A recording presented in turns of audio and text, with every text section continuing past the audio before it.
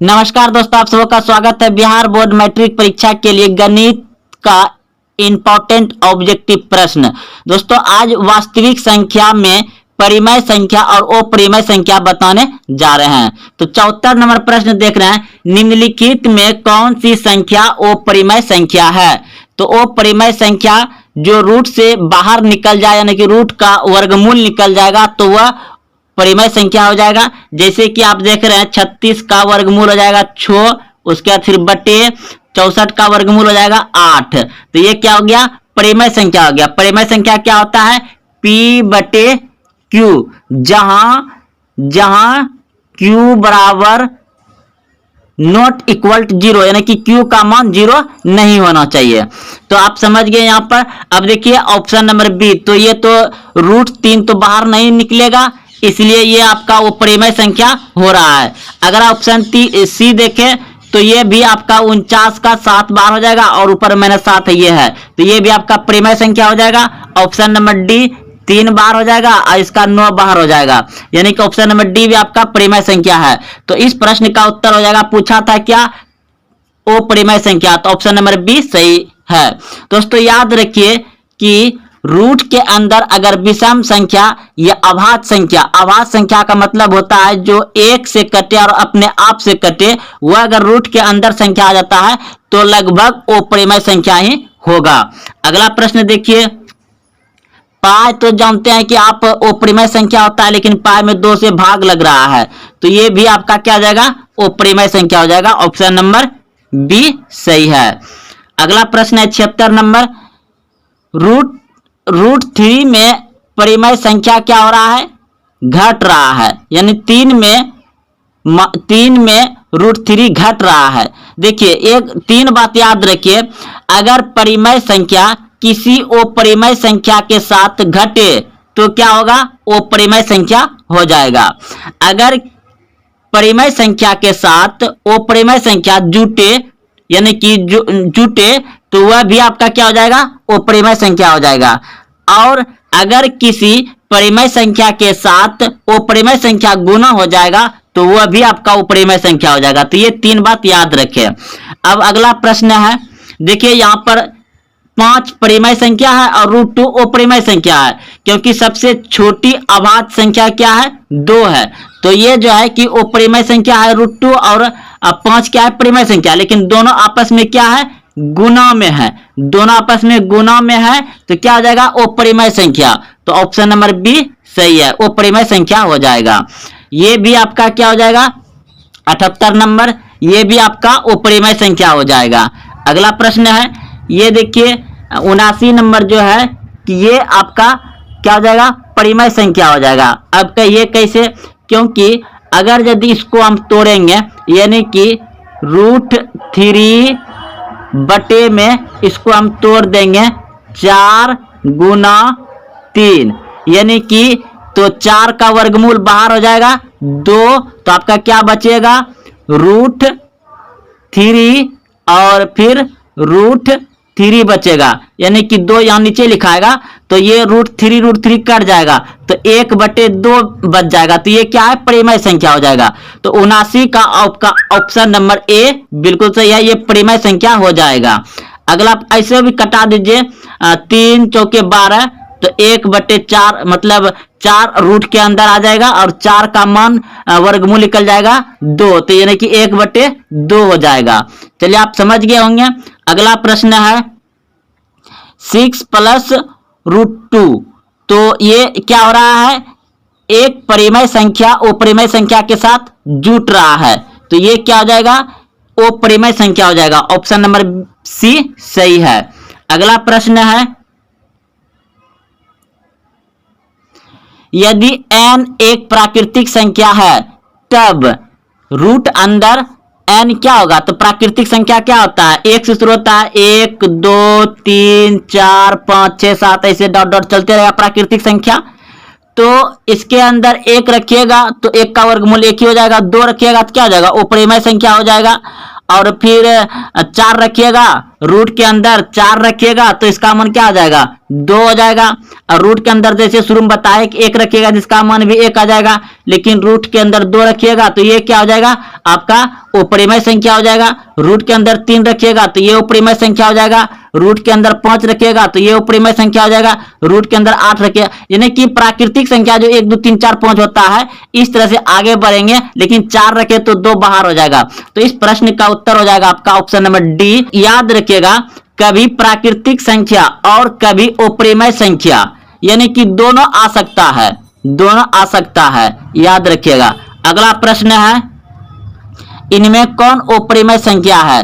तो इनमें कौन अपरिमेय संख्या है? आपका ऑप्शन नंबर सी जो है कि बिल्कुल अपरिमेय संख्या है। किसी अपरिमेय संख्या a का व्युत्क्रम यानी कि उल्टा 1/a क्या होगा? तो इस प्रश्न का उत्तर हो जाएगा आपका ऑप्शन नंबर ए, अपरिमेय संख्या ही हो जाएगा। अगला प्रश्न है, √11 क्या है? तो यह एक अपरिमेय संख्या हो जाएगा। ऑप्शन नंबर ए सही है, क्योंकि रूट से बाहर नहीं निकलेगा।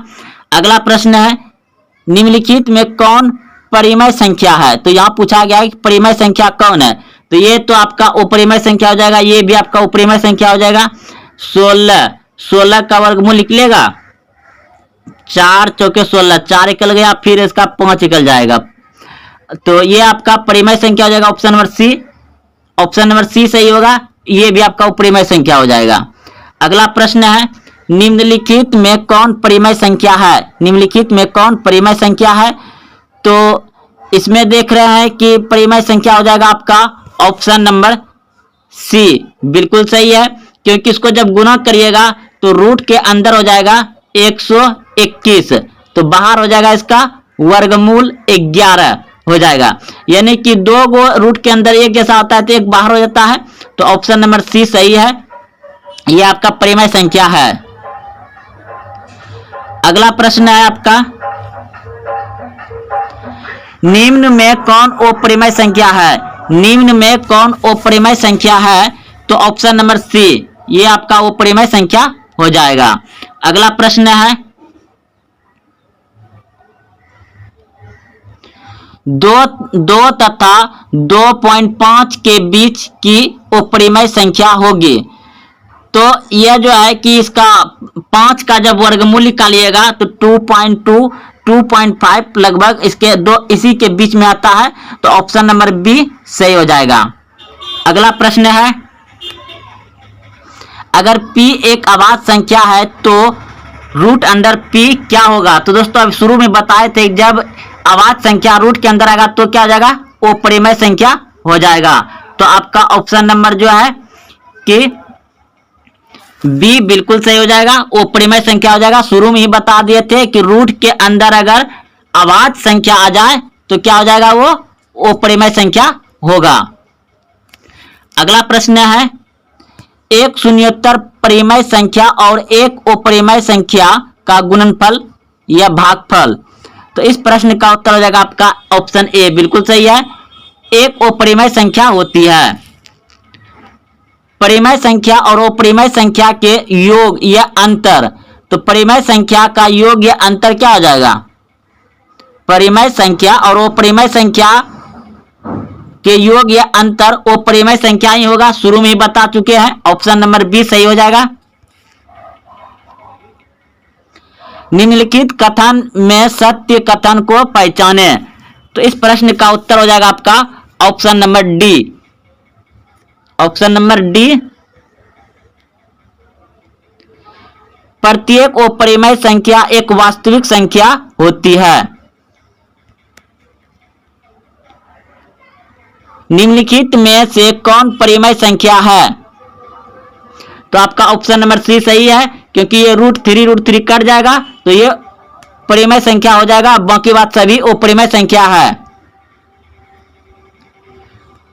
अब देखिए, 8 पे पावर 0 गुना 2 पे पावर 0, यानी कि किसी पे पावर 0 आता है तो उसका मान 1 हो जाता है, तो गुना 1 बराबर 1, तो ऑप्शन नंबर बी सही है।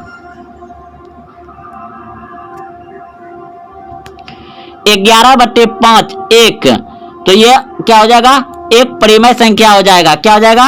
एक परिमेय संख्या, ऑप्शन नंबर ए सही है। निम्न में से कौन सा अपरिमेय नहीं है? अपरिमेय नहीं है। तो आपका ऑप्शन नंबर ए सही है, अपरिमेय संख्या नहीं होगा, क्योंकि इसका 8 और इसका 9 बाहर आ जाएगा और बाकी बात इसका सब नहीं आएगा। 3.27 पे रेकरिंग, तो ये इस प्रश्न का उत्तर हो जाएगा आपका ऑप्शन नंबर बी सही है, क्योंकि इसका जब सॉल्व करिएगा तो आप सभी जानते हैं कि जितना संख्या पर रेकरिंग रहता है उतना नीचे 9 आता है, और जिस संख्या पर रेकरिंग रहता है वो क्या आता है, घट जाता है। सही हो जाएगा। अगला प्रश्न है, निम्न में कौन अपरिमेय नहीं है? तो अपरिमेय नहीं है आपका ऑप्शन नंबर डी सही है, 121 का 11 वॉल्यूम निकल जाएगा और बाकी रिजल्ट का नहीं निकलेगा। निम्न में कौन अपरिमेय नहीं है? अपरिमेय नहीं है ऑप्शन नंबर सी, 25 का 5 बाहर आ जाएगा और इधर किसी का नहीं निकलेगा। तो देखिए यह है आपका x निर्देशांक और यह है आपका y निर्देशांक। तो यहां पर जैसे कि आप ले लीजिए 3, -2, तो इसमें आपको पहला वाला जो होगा यह होता है आपका x निर्देशांक और दूसरा जो होता है y निर्देशांक। तो पहले वाले को कहा जाता है भुज, पहले वाले को क्या कहा जाता है, भुज, और दूसरे वाले को कहा जाता है कोटि। दूसरे वाले को क्या कहा जाता है, कोटि। याद रखिए, यानी कि इसे कहा जाता है।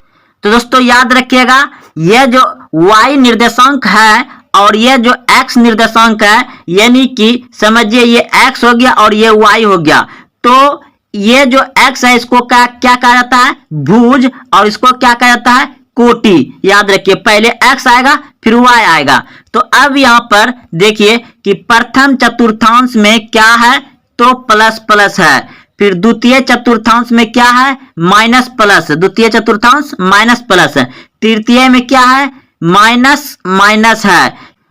चतुर्थ चतुर्थांश में क्या है, तो प्लस माइनस है। तो इसे याद रखिए। देखिए आप यहाँ पे अच्छे से समझ जाइएगा। ये हो गया आपका पहला, तो पहला में क्या है, प्लस प्लस, दूसरा में क्या है आपका माइनस प्लस, तीसरा में क्या है माइनस माइनस, और चतुर्थ में क्या है, चौथा में क्या है प्लस माइनस। तो आइए इन आधार पर प्रश्न को ले रहे हैं। तो देखिए यहाँ पर आप प्रश्न देख रहे हैं कि क्या है पहले, तो आप एक बार यहाँ पे ध्यान में रखने के लिए सूत्र को लिख लेते हैं। तो पहला क्या होता है, प्लस प्लस, दूसरा क्या होता है माइनस प्लस, तीसरा क्या होता है माइनस माइनस, और चौथा क्या होता है प्लस माइनस। तो देखिए ये हो गया आपका पहला, ये हो गया आपका दूसरा, ये हो गया आपका तीसरा, और ये हो गया आपका चौथा। तो देखिए यहाँ पे क्या है, -4 3 है, यानी कि प्लस में है, -4 और +3, यानी कि माइनस प्लस है। तो माइनस प्लस कहाँ जाएगा आपका, द्वितीय, ये क्या हो जाएगा आपका द्वितीय चतुर्थांश में है या द्वितीय पाद में है। अब देखिए ये माइनस माइनस है, तो ये जो माइनस माइनस है किस में आ जाएगा, तीसरा में आ जाएगा। ये तृतीय चतुर्थांश या तीसरा पाद में है। यहाँ पे देख रहे हैं प्लस प्लस है, तो ये पहले में आ जाएगा, ये पहले में पहला चतुर्थांश में आ जाएगा। यहाँ फिर माइनस प्लस है, तो माइनस प्लस कहाँ आता है आपका दूसरा में, तो ये हो जाएगा आपका दूसरा, यानी कि दूसरा चतुर्थांश में है। तो चलिए दोस्तों आप लोग अच्छे से समझ गए होंगे। अब यहाँ पर आ गया आपका, देखिए अभी आपको जस्ट बताए हैं कि x निर्देशांक को क्या कहा जाता है। तो हम बताए थे कि x निर्देशांक को क्या कहा जाता है, भुज। ऑप्शन नंबर बी सही है। अगला प्रश्न है, ये प्रश्न है आपका कि y x का समीकरण है। अगर y x का समीकरण पूछे तो इसका उल्टा कर दीजिए, x बराबर हो जाएगा आपका 0। y x का समीकरण पूछे तो x बराबर 0 हो जाएगा, और अगर x का समीकरण पूछे तो हो जाएगा आपका y बराबर 0। ऑप्शन नंबर ए इसका सही हो जाएगा। तो देखिए दोस्तों दोनों प्रश्न यहां पर है। यहां पे पूछा गया है y x का समीकरण है तो x बराबर 0, और x का समीकरण है तो y बराबर 0 हो जाएगा। याद रखिएगा, अच्छा से उल्टा हो जाता है। अब अगला प्रश्न है, कार्तिकीय तल में स्थित किसी बिंदु 3-4 के कोटि का मान होगा। तो कोटि दोस्तों बताए हैं कि पीछे वाला होता है और ये भुज होता है, तो मतलब दूसरा वाला क्या होता है, कोटि। तो क्या हो जाएगा, -4। ऑप्शन नंबर ए सही है। अगला प्रश्न है आपका, बिंदु 4, 3 किस पाद में है? बिंदु 4, 3 किस पाद में है? यानी कि दोनों क्या है, प्लस प्लस में है, दोनों प्लस प्लस में है, तो प्रथम आ जाएगा, प्रथम पाद। ऑप्शन नंबर ए सही है, प्रथम पाद। अगला प्रश्न है, किसी बिंदु की एक्स एक्स से दूर उस बिंदु का क्या कहलाती है? तो एक्स एक्स से दूर उस बिंदु, यानी कि दूर जो उस बिंदु है, यानी कि क्या हो जाएगा तब ये, कोटि। ऑप्शन नंबर बी सही है, क्योंकि पहला एक्स एक्स होता है, दूसरा क्या होता है, वाई एक्स होता है। तो इससे उस दूर बिंदु, तो यही है, तो क्या हो जाएगा, इसको क्या बोलते हैं, कोटि, इसको बोलते हैं भुज। तो अगला प्रश्न देखिए, तो इस प्रश्न का उत्तर था कोटि। अगला प्रश्न है, कार्तिकीय तल में स्थित किसी बिंदु 8-9 में कोटि का मान होगा। तो कोटि दोस्तों होता है दूसरा वाला, तो ऑप्शन नंबर ए सही है। और अगर पूछता भुज तो 8 हो जाता। अगला प्रश्न है, बिंदुएं -4, 3 किस चतुर्थांश में है? तो -4 और 3 है, यानी कि माइनस प्लस है, तो माइनस प्लस है, तो ये किस में आ जाएगा, दूसरा में आ जाएगा। माइनस प्लस किस में आता है, दूसरा में आ जाएगा। ऑप्शन नंबर बी सही है। अगला प्रश्न है फिर, बिंदु 2√3-2 किस पाद में आएगा? तो क्या है, प्लस माइनस, तो चतुर्थ में आएगा। ऑप्शन नंबर डी सही है, चतुर्थ में, प्लस माइनस चतुर्थ में आता है। देखिए एक बार याद कर लीजिए, ये पहला होता है प्लस प्लस, और दूसरा होता है प्लस माइनस, तीसरा होता है माइनस माइनस, और ये होता है प्लस माइनस। तो यहाँ पे प्लस है और इधर माइनस है, तो क्या आ जाएगा, चतुर्थ, यानी कि चौथा में आ जाएगा। अगला प्रश्न है, माइनस माइनस दोनों दिखाई दे रहा है, तो आप सभी जानते हैं कि माइनस माइनस किस में होता है, तृतीय पाद में होता है, ना कि तृतीय चतुर्थांश में होता है। ऑप्शन नंबर सी सही है।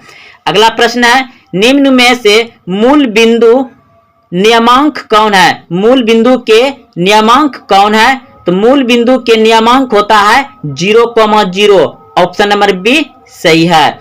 अगला प्रश्न है 17 नंबर, प्रश्न है, x बराबर -5 का आलेख कैसी सरल रेखा है?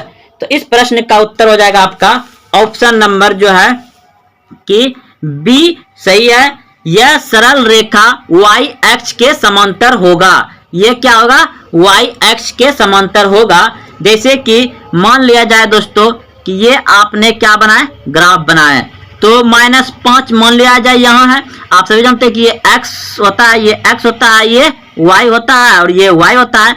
तो मान लिया जाए कि -1, -2, माइनस यहाँ 5 हो गया।